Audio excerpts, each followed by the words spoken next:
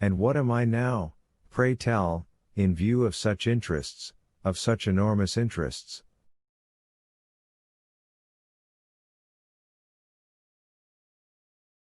And in comparison with such a magnanimous man, because, by God, he was a most magnanimous man, isn't it true?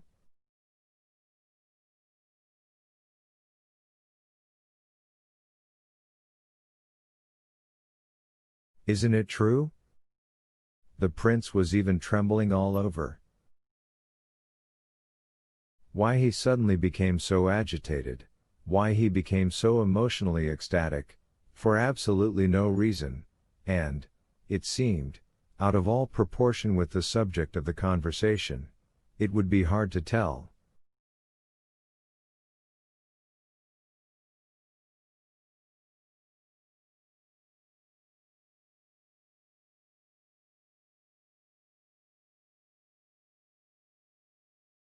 He was simply in that sort of mood and even all but felt at that moment the warmest and sincerest gratitude to someone for something, perhaps even to Ivan Petrovitch, if not to all the guests in general.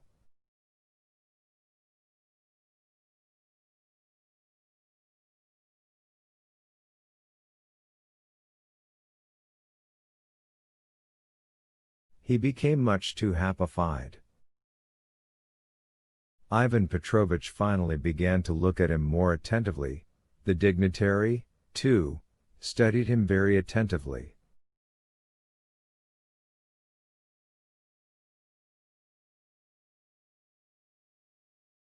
Belokonsky turned a wrathful gaze on the prince and pressed her lips. Prince N, Yevgeny Pavlovitch, Princess Hch, the girls, everybody broke off their conversation and listened.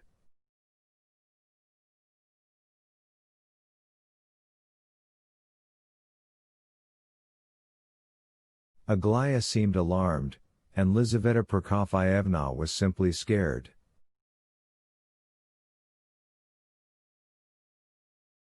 They were strange, the daughters and their mamma. They themselves thought it would be better for the prince to spend the evening in silence, but as soon as they saw him in a corner, completely alone and perfectly content with his lot, they at once became worried.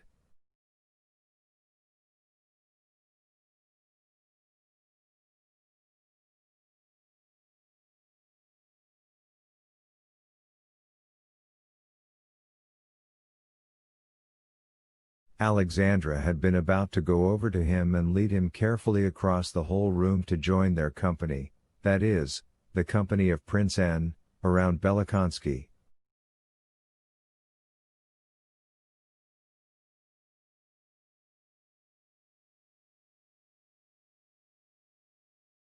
But now that the prince had begun to speak, they became still more worried. He was a most excellent man, you're right about that, Ivan Petrovitch said imposingly and now without a smile. Yes, yes, he was a wonderful man.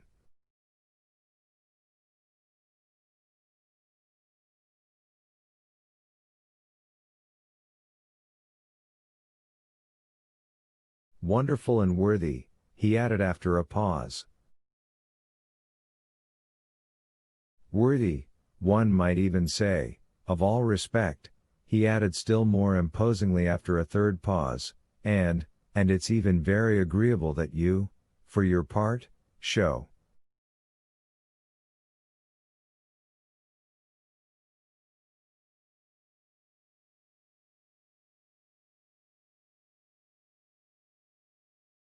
Was it with this Pavlishchev that some story happened, a strange story, with the abbot I forget which abbot, only everybody was talking about it then, the dignitary said, as if recollecting.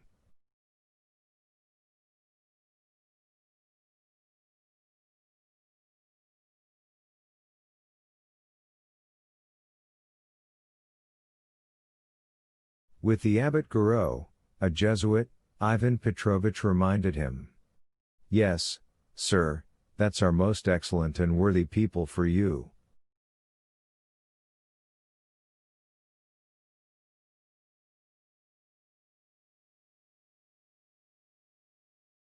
Because after all he was a man of good family, with a fortune, a gentleman in waiting, and if he had continued in the service, and then suddenly he abandons his service and all in order to embrace Catholicism and become a Jesuit, and that almost openly, with a sort of ecstasy.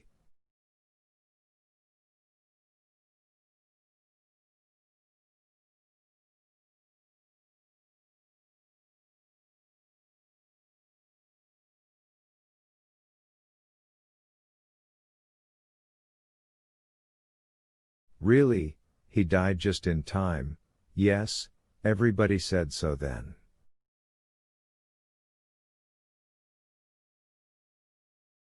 The prince was beside himself. Pavlishchev embraced Catholicism? That can't be! He cried in horror.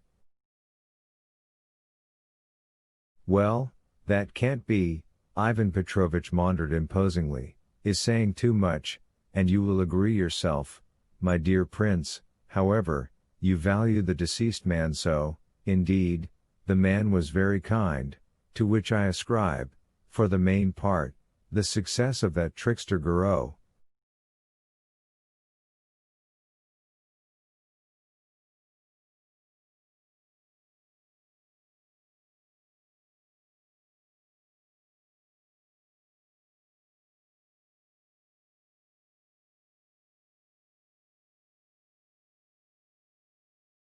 But just ask me, how much hustle and bustle I had afterwards over this affair, and precisely with that same Guru.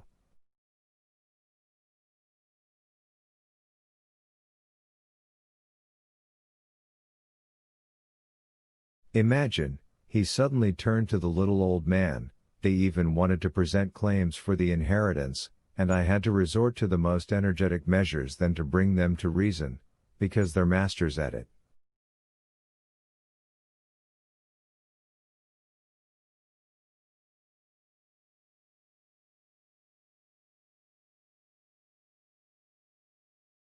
Astonishing.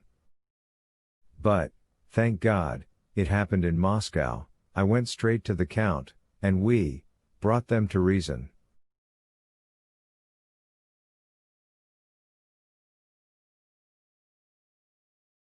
You wouldn't believe how you've upset and shocked me. The prince cried again.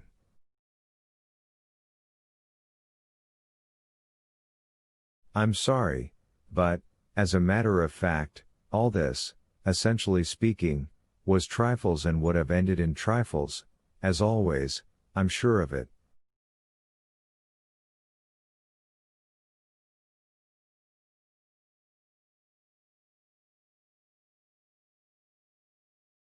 Last summer, he again turned to the little old man. They say Countess K also joined some Catholic convent abroad. Our people somehow can't resist, once they give in to those finaglers, especially abroad.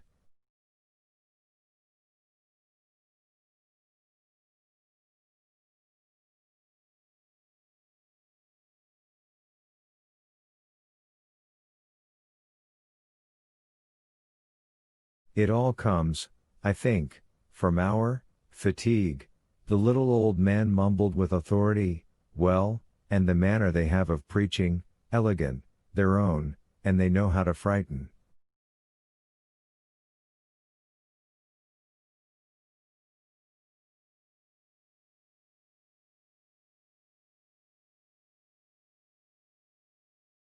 In the year 32 they frightened me in Vienna, I can assure you, only I didn't give in, I fled from them, ha, ha.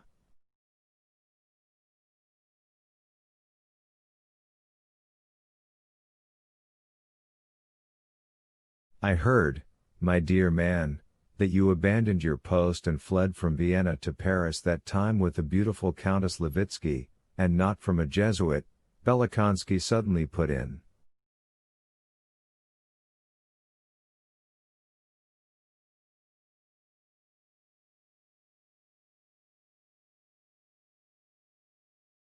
Well, but it was from a Jesuit, all the same it comes out that it was from a Jesuit. The little old man picked up, laughing at the pleasant memory.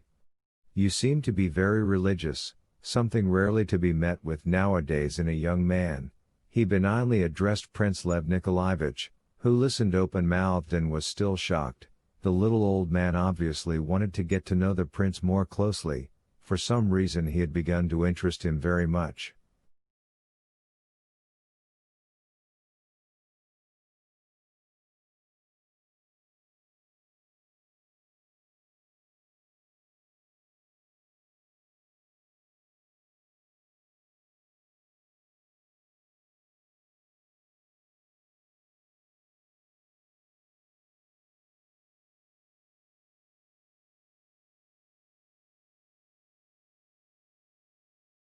Pavlishchev was a bright mind and a Christian, a true Christian, the prince suddenly said. How could he submit to an unchristian faith?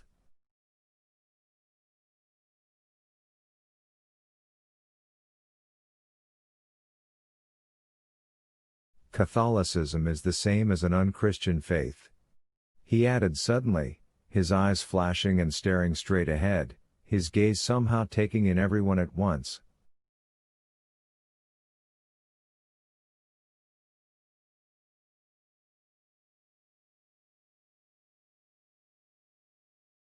Well, that's too much, the little old man murmured and looked at Ivan Fyodorovich with astonishment.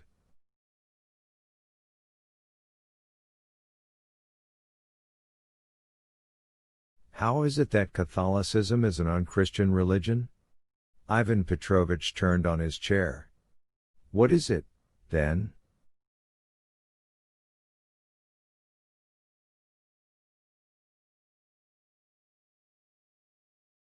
An unchristian faith, first of all. The prince began speaking again, in extreme agitation and much too sharply. That's first, and second, Roman Catholicism is even worse than atheism itself, that's my opinion.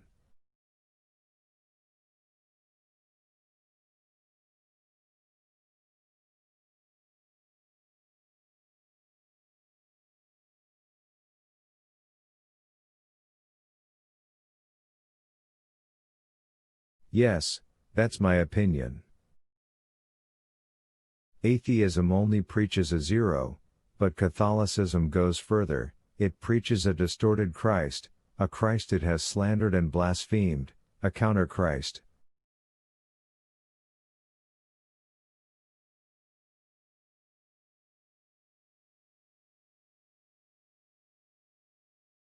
It preaches the Antichrist, I swear to you, I assure you. That is my personal and long-standing conviction, and it has tormented me.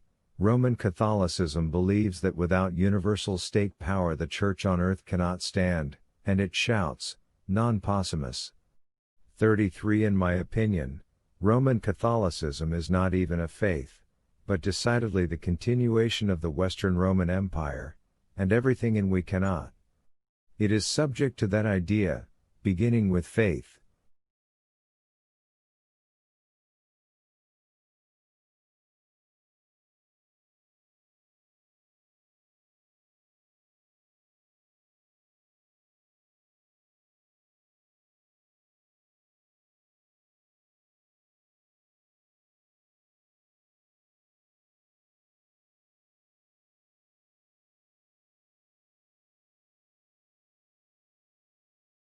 The Pope seized land, an earthly throne, and took up the sword. Since then everything has gone on that way, only to the sword they added lies, trickery, deceit, fanaticism, superstition, villainy. They played upon the most holy, truthful, simple-hearted, ardent feelings of the people. They traded everything, for money, for base earthly power.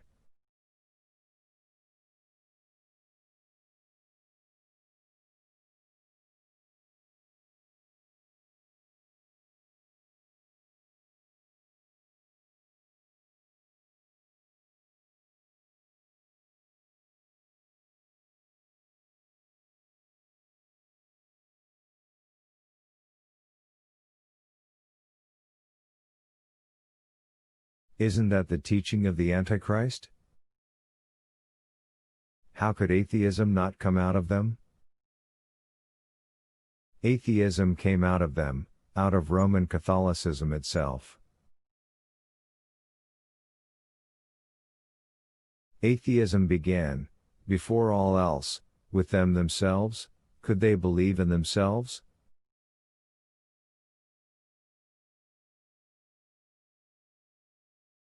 It grew stronger through repugnance against them. It is a product of their lies and spiritual impotence.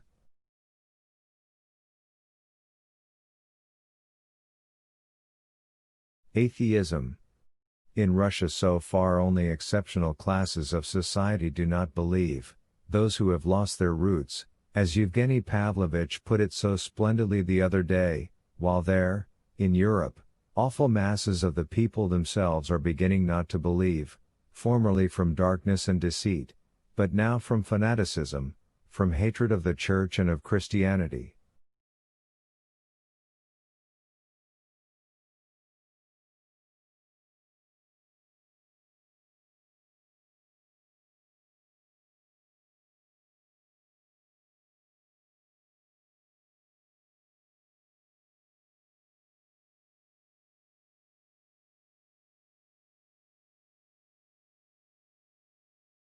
The prince paused to catch his breath.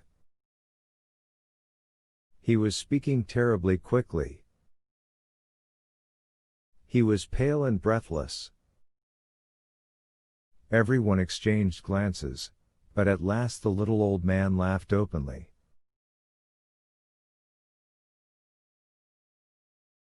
Prince N took out his lorgnette and studied the prince, not taking his eyes away.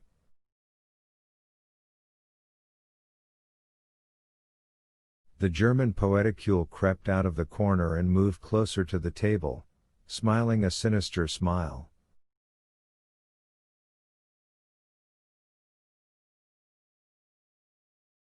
You greatly exaggerate, Ivan Petrovich drew out with some boredom and even as if embarrassed at something. In their church there are also representatives who are worthy of all respect and virtuous men.